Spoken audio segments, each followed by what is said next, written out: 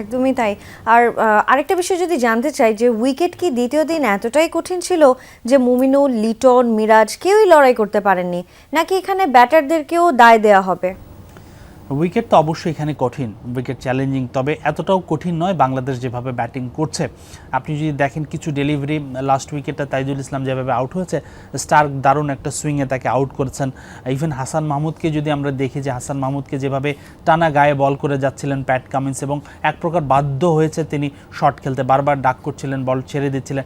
এমন হাইটে তার বলটা আসছিল, না তিনি বসতে পারছিলেন না তিনি সরে গিয়ে ডাক করতে পারছিলেন, বাধ্য হয়ে তাকে খেলতে হয়েছে। তো অস্ট্রেলিয়া খুব ভালো বোলিং করেছে, কন্ডিশনের ফায়দা নিয়েছে, তাদের হোম কন্ডিশন সেটা ঠিক আছে, কিন্তু আমাদের ব্যাটারদেরও কিন্তু ভুল আছে অবশ্যই। আমি যেটা আবারও বললাম যে নাজবুল শান্তর বড় ইনিংস খেলা উচিত ছিল। লিটন দাস কী করছেন আমি বুঝছি না, তিনি আসলে শূন্যর পর শূন্য করেই যাচ্ছেন।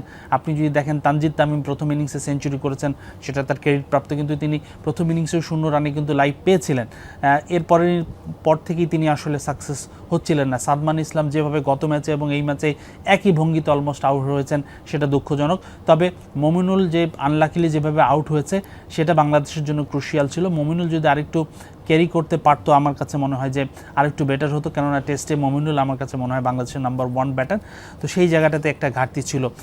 তো আনলাকি বাংলাদেশ, আমার কাছে যেই এর আগের উত্তরেই বলেছি, প্রথম ইনিংসের আসলে স্কোরই এই ম্যাচের ভাগ্যটা নির্ধারণ করে দিয়েছে। একদমই তাই। প্রথম দিনের ভুলের কারণেই আসলে হয়তো ম্যাচের এই মাসুলটা দিতে হচ্ছে বাংলাদেশকে, এবং ব্যাটারদের দায়িত্ব রয়েছেই সেক্ষেত্রে। বোলাররা তো ভালো করেছে, বিশেষ করে শরীফুল ইসলাম 7 উইকেট পেয়েছেন, তিনি এখন বাংলাদেশের সেরা বোলার টেস্ট ফিগারের, এটা আমরা আসলে বলতেই পারি। হাসিনুর, অনেক ধন্যবাদ আমাদের সঙ্গে যুক্ত হওয়ার জন্য।